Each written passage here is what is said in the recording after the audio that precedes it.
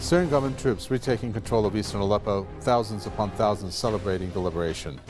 Quite a contrast to what other agencies are citing, that Russian and Syrian troops are massacring civilians. But that has been the two narratives fed in this war, one false, the other genuine. In this edition of The Debate, we'll discuss what the liberation of Aleppo means for Syrians, especially the countries who have supported these terrorists, and what their plans may be. First, let's talk to our correspondent Muhammad Ali, who joins us from Aleppo. Muhammad Ali, at this point, again, the liberation we know is very near. Tell us how near that is. And of course, then this possible deal that perhaps has been made, if you have any information on that, in terms of some of these so-called rebels or terrorists to be given exit. Is that accurate?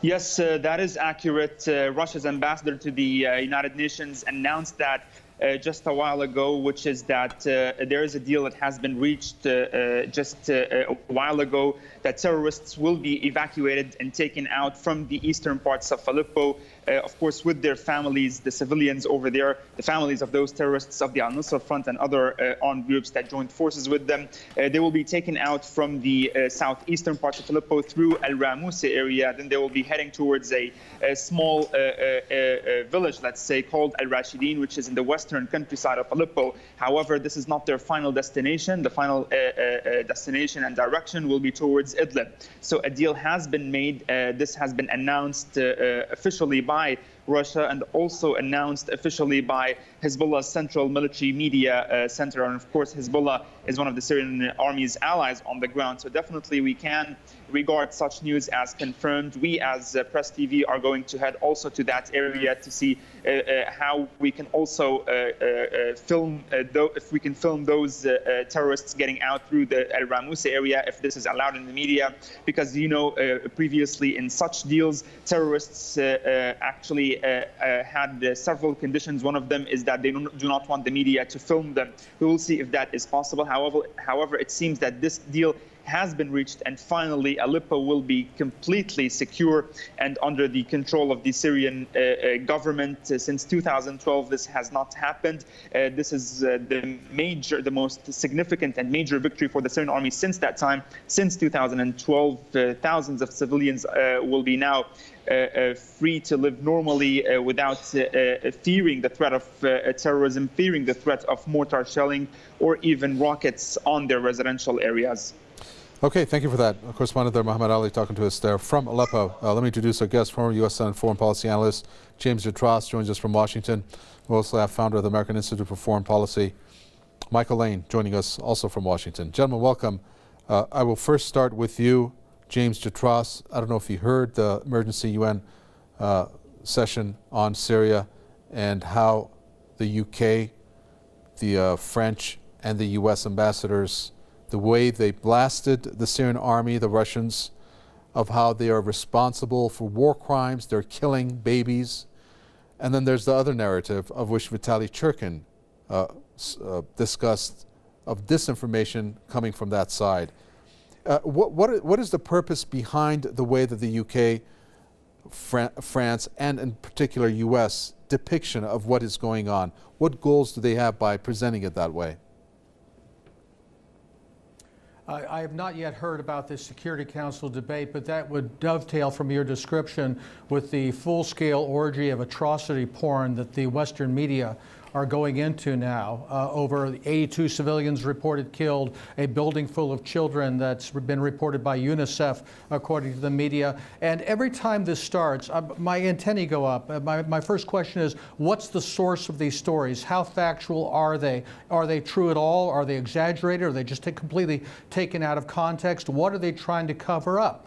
And we've seen this so many times before, whether we're talking about Srebrenica in Bosnia or Racak in Kosovo, or the classic, the incubator babies in Kuwait, where the media is beating the drums based on information they've gotten from various official sources to some political end. And right now, I think the political end is twofold. One is to cover up the other story, which is that so many Syrians are feeling terribly relieved and liberated that these terrorists, and one thing again, our media never report, who was it that was holding East Aleppo? It was Al-Qaeda and its allies, supposedly among our greatest enemies, that there's been this great victory over them, the city is being liberated, people can go back to their homes.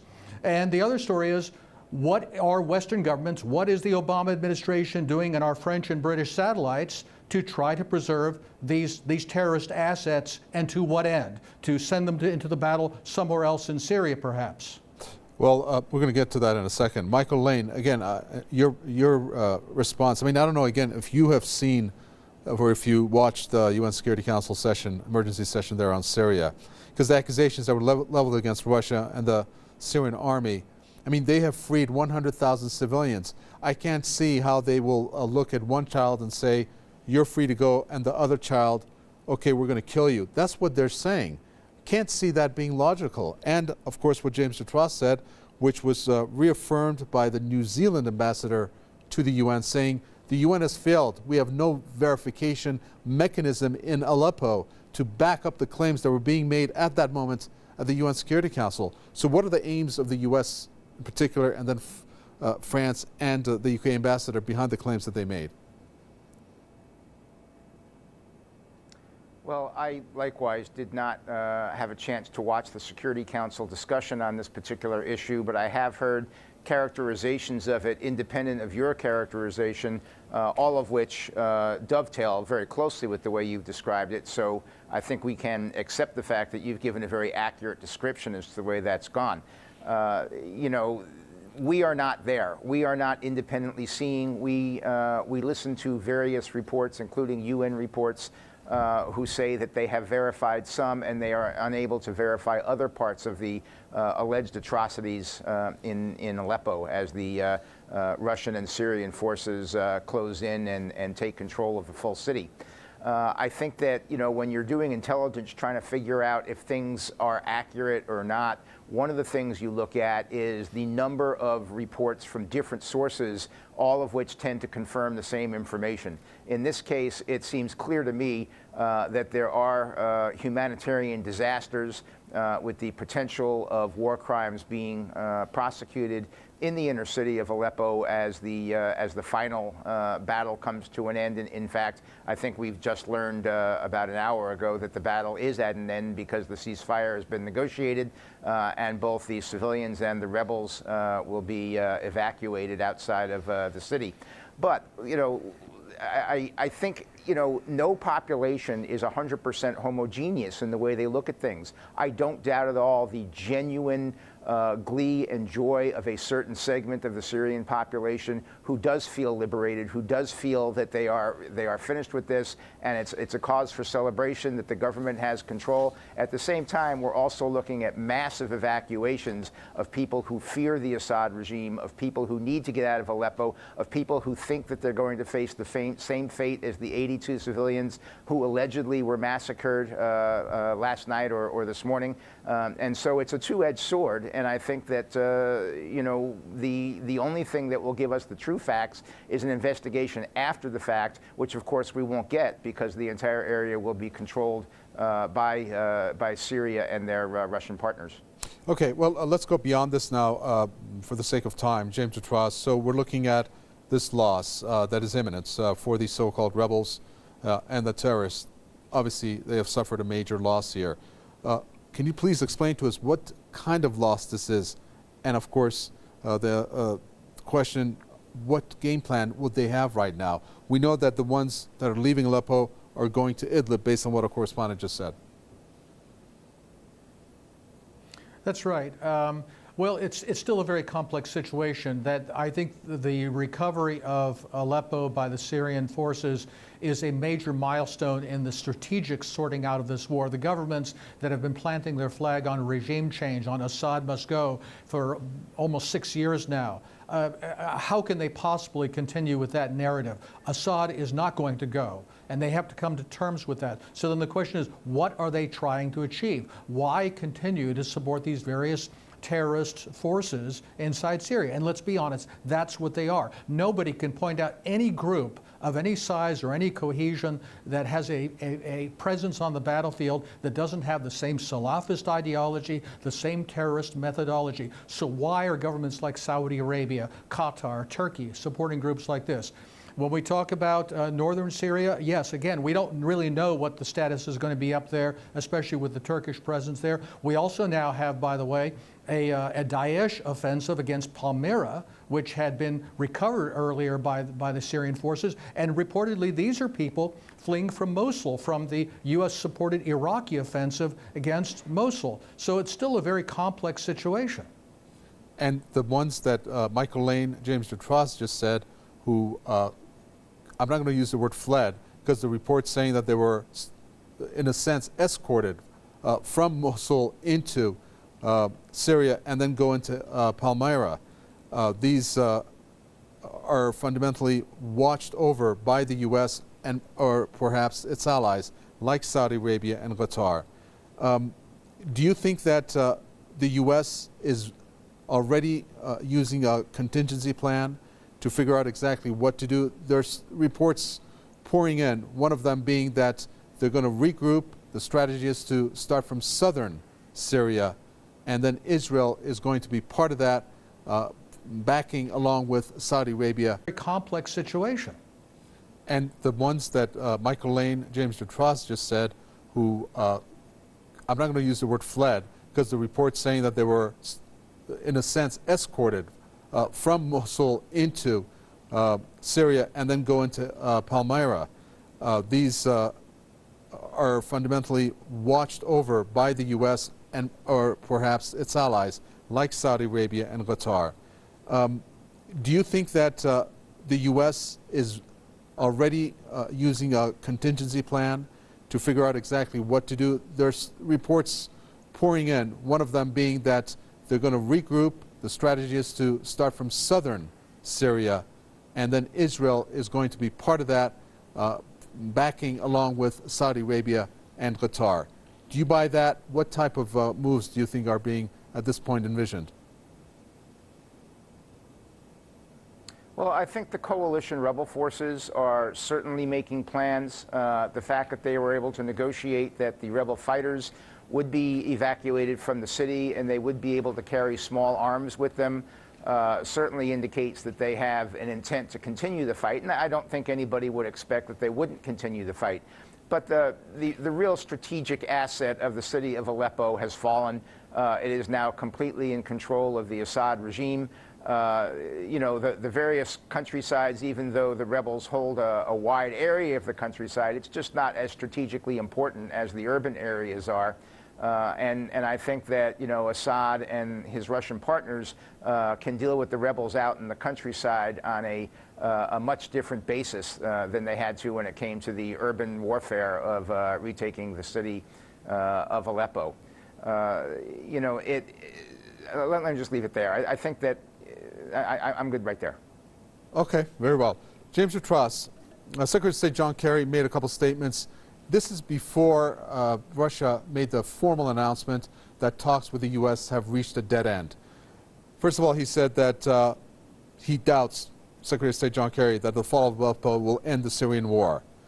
Now, the first question that comes to mind is, isn't that another way of saying that the U.S., probably through the CIA, is going to continue, maybe, to back these so-called rebels? But the more interesting statement is that Kerry said, Russia says that Assad is prepared to come to the table. I'm quoting. They say that's part of their agreement. And then Kerry supposedly saying, I am personally deeply in favor of putting that to the test. Do you think the U.S. is ready to come to the table? Or is that now not a possibility at all? Well, when we say the U.S., right now we're talking about the lamest of lame ducks Obama administration. And as we know, Mr. Kerry and Mr. Lavrov have talked how many times we can't even count, supposedly have agreed on various steps, and it's fallen apart immediately afterward, largely on the question of separating out so-called moderates from the real terrorists, partly because there aren't any real moderates to separate out. I don't think Mr. Kerry really has much influence over these groups anyway. He knows that the Saudis and the Turks and others will keep sending the weapons in. The real question isn't what's going to happen over the next few weeks. It's what's going to happen when Mr. Trump takes over. He's made it pretty clear he wants to work with the Russians, what he considers to be a common enemy, which are the terrorist groups in Syria. And I think we are looking at a different game plan. Is it possible that the CIA would want to continue its support for these terrorists? I suppose so, but I don't think it's really warming Mr. Trump's heart that we have the CIA now participating in what appears to be almost an attempt at a political coup here to discredit his presidency, to claim he was elected because of Russian influence. And being peddled through the media here. So I don't know. I think there's something going on within the U.S. establishment that is going to be very, very messy over the next few weeks and into the transition when Mr. Trump takes over. Well, I knew we had to talk about Trump, right, Michael Lane? So let's talk about the gentleman who was picked as the next U.S. Secretary of State. I've lost audio. If he gets confirmed. Mr. Tillerson, what's your thoughts on that? Is he going to be representative of the U.S.'s at least strategy, perhaps, somewhat, on Syria, given the fact that he has had ties with Russia and Putin in particular? Well, Rex Tillerson is diplomatically a blank slate for most of us. You know, we're still learning about him, learning about his experiences. The one thing we know about him is that he has an excellent grasp of the Russian people and of Putin, and they are able to get along and negotiate huge, successful deals on both sides. So, you know, that's what we start with. I think that what we're reading here in the United States, and I presume the same worldwide, is that Mr. Tillerson and Mr. Trump have the same view of the world and the same view of the Russians, in that they are partners that can be worked with, and where we have things in common, we will do so. I would underscore that Barack Obama pioneered this idea in the Iran nuclear talks, when he wouldn't make a move without his Russian partners there at the table and agreeing with what was going on. So it is likely we're going to see something of a dramatic change vis-a-vis Middle East policy and the way we fight the terrorists, and a lot more cooperation with the Russians. But exactly how fast that evolves and how it develops it remains to be seen. Well, let's talk about something that Michael Lane, Qatar, said recently, which might be a window into how this war strategy is going to play out. And Qatar's foreign minister gave the strongest signal for the support of these so-called rebels or terrorists, saying that even if Trump ends the U.S.'s role, they're going to continue their backing. But the more interesting part is that he said they are not going to do it solo. They're not going to provide them with these shoulder-fired missiles, for example, to defend themselves. And interestingly, you had that directive that came from Obama that freed up this military equipment that can go to these so-called rebels. Do you think that there would be a parting of ways if Trump sided with Russia in its offensive against these terrorists, and then leave the allies like Qatar and Saudi Arabia high and dry when it comes to their role in the Syrian war?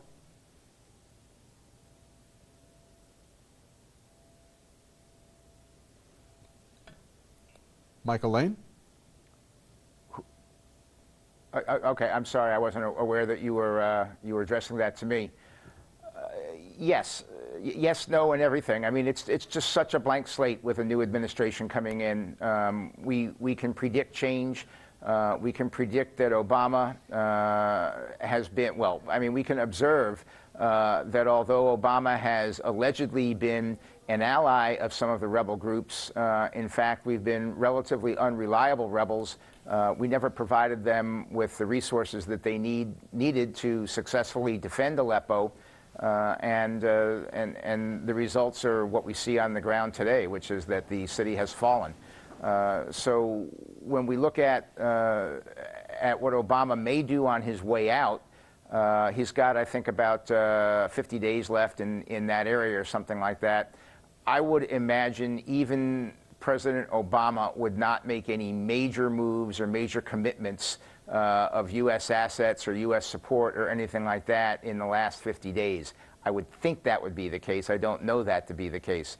That gives President Trump, when he is inaugurated on January 20th, the opportunity to rewrite. He's already, of course, established his own dialogue with President Putin and the Russian regime. He's already establishing dialogue with other world leaders, including countries in theater in the Middle East. And I think that there's going to be a concentration of effort just against the terrorists, which is going to create strained relations among the United States and some of its long-term allies as they adjust to and get to know a new Trump administration and what its policies are and how it's going to interact with those countries. Jim Jatras, I want to ask the same question to you. One of the most tacit support coming out was from Qatar recently when they said no matter what the incoming Trump administration is going to do, in reference to Trump perhaps working with Russia to fight these terrorists, they're going to continue backing these terrorists. But the interesting part, again, the question being, is that the Qatari foreign minister said, we're not going to go alone on this, and we're going to provide them with these weapons. So doesn't that put the U.S. and their allies at odds? Could there be a separation there? Is that a possibility? It could be. There could be a separation when he says we're not going to go along. I wonder who else does he have in mind? If it's not the Americans, if Trump does not continue with the Obama policy, who is he counting? The Saudis, the Turks? It's not at all clear. If Trump is serious about following through with reaching some sort of a deal with the Russians to wrap this war up, at some point he's going to have a very stern talk with the people in Riyadh and Doha and Ankara to say, all right, this is what the plan is going to be. We understand you have interests that you want to secure in Syria and Iraq, and we'll find some way to deal with those and the possible settlement of this war, but we need to end this war. One of the disconnects, though, I think we see going into the Trump administration is you do have a very clear view from the president-elect and from the designated Secretary of State now, Mr. Tillerson, to improve ties with Moscow, but you also have a lot of people you might call Iran hawks, which strategically here would be at cross purposes. So I don't really know how those two things are going to sort themselves out, as if Mr. Trump wants to move forward on some way to wind this war down quickly. Okay, we're going to leave it there. Thank you very much. Former U.S. Senate Foreign Policy Analyst James Jatras there, and founder of the American Institute for Foreign Policy, Michael Lane, both talking to us from Washington. Thanks so much for tuning in to another edition of The Debate. From me, Taiwan, and the entire team in the capital, Tehran. It's goodbye.